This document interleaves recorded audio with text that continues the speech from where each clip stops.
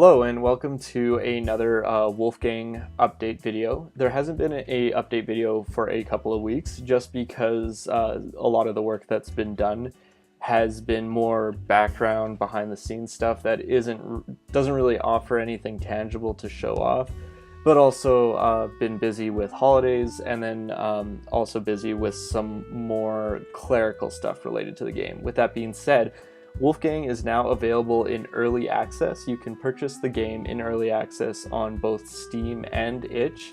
It really helps support the development of the game. Introduces a lot of new content. So a lot of the stuff that's been demonstrated in these update videos is in the first early access build, including the shop, the improved AI, the new level, as well as the currency system. So that's all included in the first early access build. I'll include links in the video description to purchase it on Steam and itch. And yeah, so going forward, let's take a look at some of the stuff that's currently in development and will be included in the next early access build.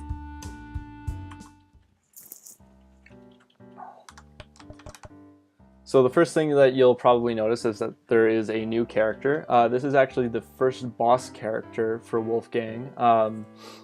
People who have been following the project for a while will probably remember that there was a bighorn sheep in a lot of pictures, in the Kickstarter trailer, things like that. I wasn't very happy with the design of the bighorn sheep, so I remodeled it because I've learned a lot more about some tricks and things for low poly modeling in Blender, so I thought I'd put something forward that's a little bit more representative of my current skill. In Wolfgang, boss characters typically introduce a unique game mechanic to them. For the bighorn sheep, it's kind of related to their movement. They can move only in 4 directions because what they do in their movement is they actually just charge forward, and they'll just charge until they hit either the edge of a map, a solid object, or a monument. Any characters that are caught in the path of their movement will actually be knocked away and take damage. When they take damage, they don't deal defensive damage as well, so this gives the bighorn sheep quite an advantage. So you'll see here in his next turn, he's gonna just charge directly towards Lucas and Otis, and they're both going to take damage. So which side the character is cast to is actually random. This introduces the first element of RNG into the game. Up until now, everything has been pretty deterministic. The AI has sort of a set order of behaviors that they prioritize, so there's no RNG in the AI behavior, but this does introduce the first bit of RNG into the game.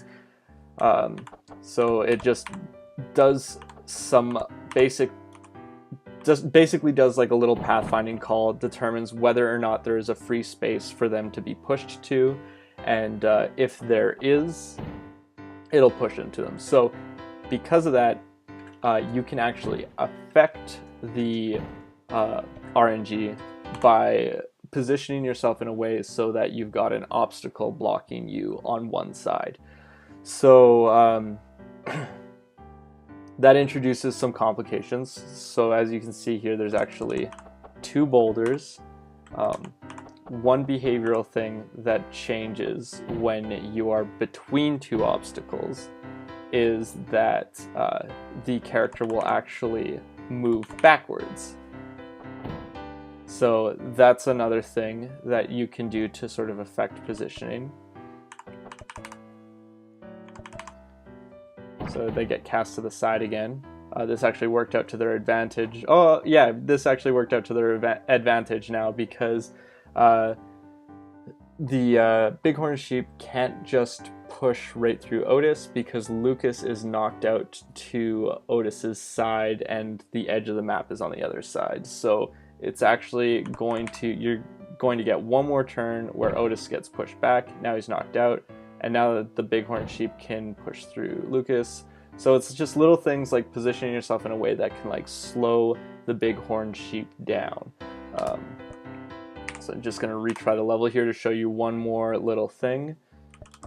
If there are absolutely no spaces that a character can move to, like for example, if Otis were to step behind Lucas right now, the Bighorn Sheep will revert to default attack behavior. So it default to the point where you even get a chance to do a defensive move. So this is just sort of a test scene to, like, you know, do some bug testing and to test behavior.